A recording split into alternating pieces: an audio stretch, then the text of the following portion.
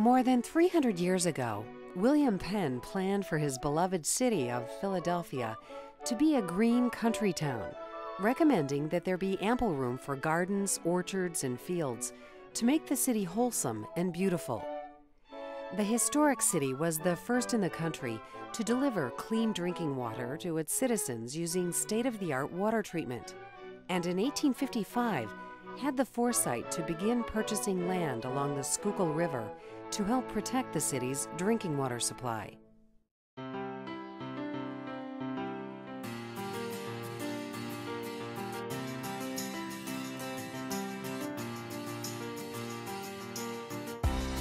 Today, the city is embracing green techniques to infiltrate, capture, and treat stormwater on site. These techniques replicate the natural hydrologic cycle and are a forward-thinking solution to the age-old problem of runoff. Instead of using pipes and tunnels, the goal is to slow the water down, spread it out, and soak it in using innovative solutions. Water is extremely valuable until it hits the stormwater inlet. Then it becomes a waste product. Instead of taking that rainwater, which is perfectly good water, and having it go into our sewer system, we can infiltrate that water into the ground, thereby helping the groundwater, helping our rivers and streams, helping the ecology, and saving us some money and energy in managing and treating what rainwater then becomes a waste product in our sewer system. Green techniques beautify and cool cities, minimize flooding, and reduce the need for costly pipes and tunnels to manage stormwater. Philadelphia's Onion Flats LLC is synonymous with building and community sustainability. Through their Development Design Build Collective, they are able to design buildings with the highest ratings for energy and water efficiency, while meeting the bottom line. The city now offers incentives to builders and developers to meet clean water and other environmental goals. But Onion Flats was an early innovator who has led the way by example. When you're talking about design, especially sustainable design, it's important to have everybody at the table at the same time, right from the very start. So from the conception to the end of the project. Normally, most projects are done with engineers, builders, developers in different rooms at different times, all wanting the same thing, but ending up in such different kind of parts of the project and with different kind of ideas. You don't have the integrative approach. We've always made it be very, very important that we're all aligned from the very, very start. And it makes it easy when we're all the same people. For us, designing buildings, developing buildings isn't about being green. It's about a common sense approach to design and development, to building practices. Our primary focus is to design buildings that are models of sustainability to show that it need not cost any more to build green. The cost of building sustainably is no more, ultimately, than building a standard code house. In this example, for instance, Thin Flats, the houses are selling in a market that's not selling at market value, which is unheard of right now. In 2009, Onion Flats completed the Thin Flats development. Located in the Northern Liberties neighborhood of Philadelphia, Thin Flats is the first LEED-certified platinum duplex in the United States. LEED stands for Leadership in Energy and Environmental Design and is an internationally recognized green building certification standard. Thin Flats promotes low-impact lifestyles that support the city's mandate to protect water quality. We're sitting here right now at Thin Flats in Philadelphia. They consist of 8 units that are duplexes stacked on top of each other, one at the lower level with 2 floors and one at the top level. Consist of people of all different types, sizes, shapes, and colors. And it is mostly people that are interested in lowering their utility bills by 60% or more.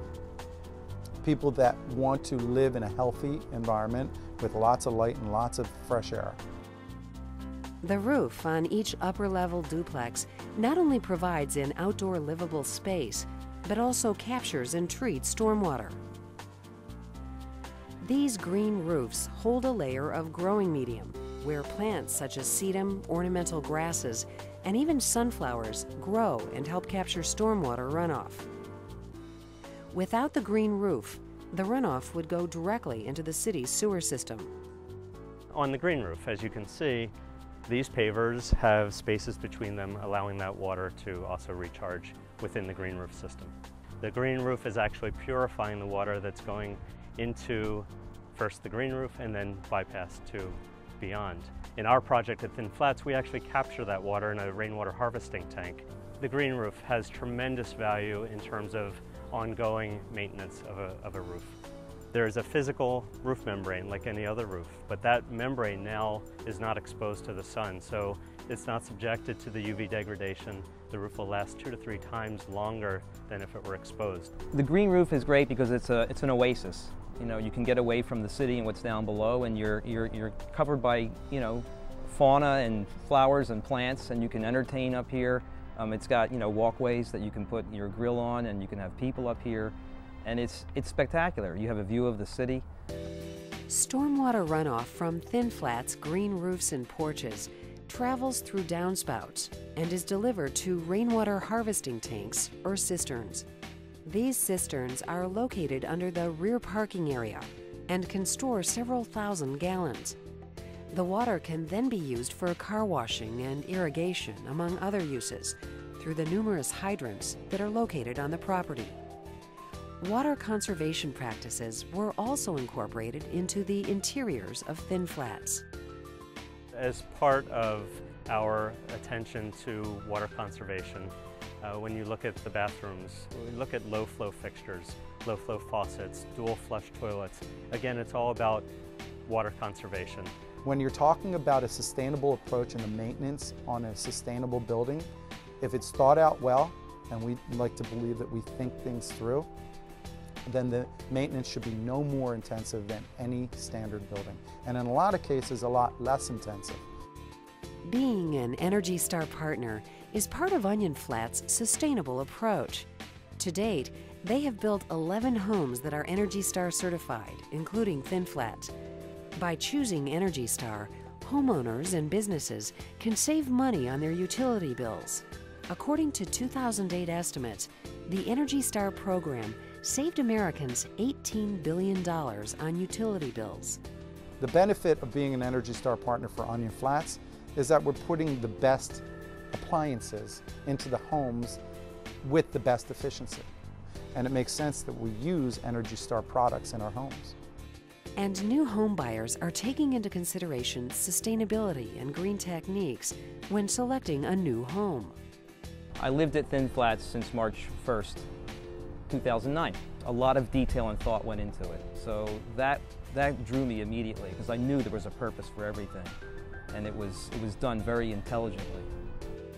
This has been considered the 5-minute community, which means you can get anywhere 5 minutes, and I'm driving a whole lot less. I have public transportation here, so I'm not using my car anywhere near as much as I would. There's stores and restaurants, and you're living in something that's very green and sustainable, something that's saving energy, and something that looks aesthetically just incredible. It's just an incredible place to live.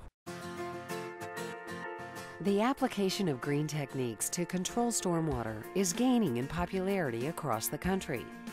In the vast majority of cases, the U.S. EPA has found that implementing well-chosen green techniques can save money for developers, owners, and communities, along with helping to protect and restore water quality, reduce energy consumption, and improve the quality of life.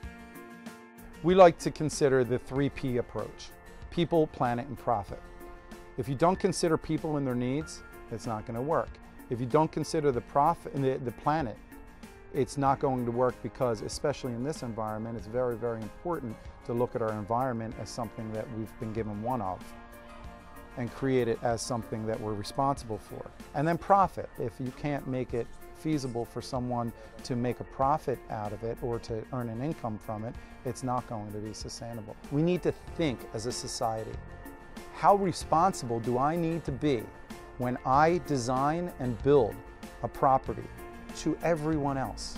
And my answer to that is extremely responsible.